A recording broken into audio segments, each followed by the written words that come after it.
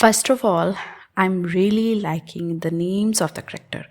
वली, माया and वो जो माँ है पना, महानूर।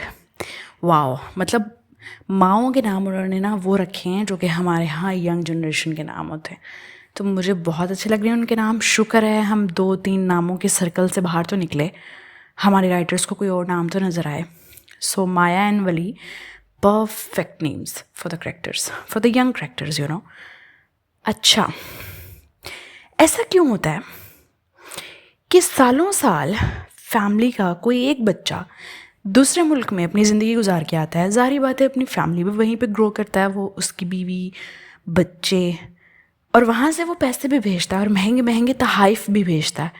लेकिन जब अचानक किसी वजह से they move back to the home and जब वो वापस आते हैं और वापस आके ख़ास तौर पे ये ख्वाहिश ज़ाहिर करते हैं कि अब हम यहीं रहेंगे, अब हमने यहीं रहना है, अपने मुल्क में रहना है, तो जो यहाँ पे उनके फैमिली मेम्बर्स होते हैं उनको वो चुभने क्यों लग जाते हैं। हालांकि जब वो महंगे महंगे तहाइफ भेज रहे थे, आईफोन भेज रहे थे, और जब वो पैसे घर में भेज रहे थे तो वो बहुत अच्छे लग रहे थे। लेकिन जब वो किसी वजह से, बिकॉज कोई वजह थी तो वो वापस आए ना, जिस तरह से वली के बाप ने कुछ वजूहात बताई हैं कि वो अपने बच्चों की तरबियत परवरिश इन चीज़ों को लेके कंसर्न है, इस वजह से वो वापस आया है।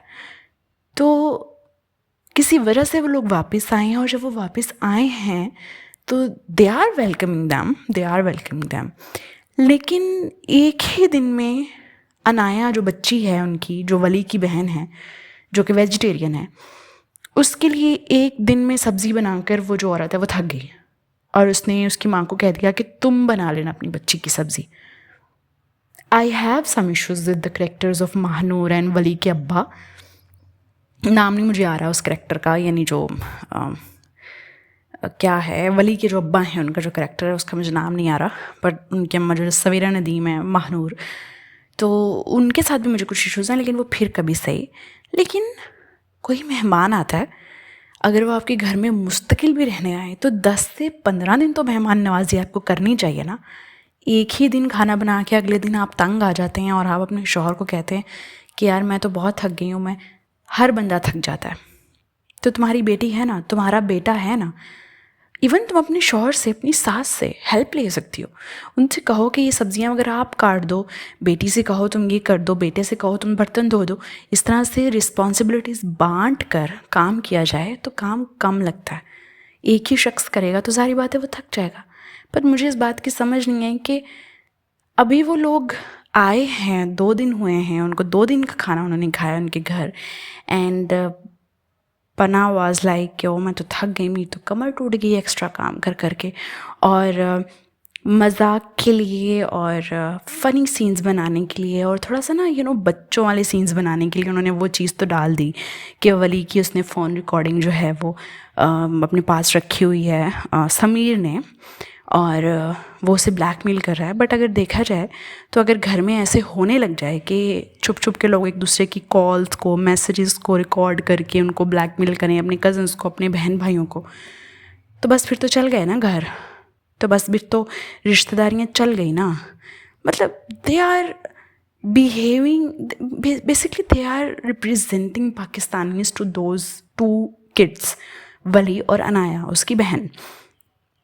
इसी वजह से वो जब टकराया था माया के साथ तो उसने कहा था कि तुम्हारी पूरी कंट्री ही हिपोक्रेट है। वो इस वजह से कि एक तो बाहर के ममालिक में हमारे मुल्क का इमेज अच्छा नहीं बना हुआ, ठीक है, हमें बहुत सारे नामों से पुकारा जाता है, डिस्कशन करने की ज़रूरत नहीं है। लेकिन अगर कोई बाहर से आता है आपके घर, पहली बार आया है, वो बच्चे उन्होंने दिखाया है अपना पूरा एक रूट सिस्टम बन जाता है। जहाँ पे आप पैदा होते हो, जहाँ पे आप बचपन गुजारते हो ना, वहाँ पे एक रूट सिस्टम होता है आपका। तो कोई आपको जड़ों से पकड़ के उखाड़ दे और आपको किसी और जगह पे फिक्स करने की कोशिश करे तो उस पौधे को उगने में टाइम लगता है, उसको एक्स्ट्रा नरिशमेंट की ज़रूरत होती है, एक्स्ट्रा केयर की ज़रूरत होती है। ऐसे नहीं है कि वो फटाफट से उगना शुरू कर देगा। सो अब अगर तुम्हारे कज़न्स बाहर से आए हैं और वो थोड़ा सा ऑकवर्ड और ओड बिहेव कर रहे हैं बिकॉज ऑफ द इन्वायरमेंट, तो बजाय वेलकमिंग होने के, बजाय उनको समझने के, तुम लोग उनको ब्लैकमेल करना शुरू कर दो।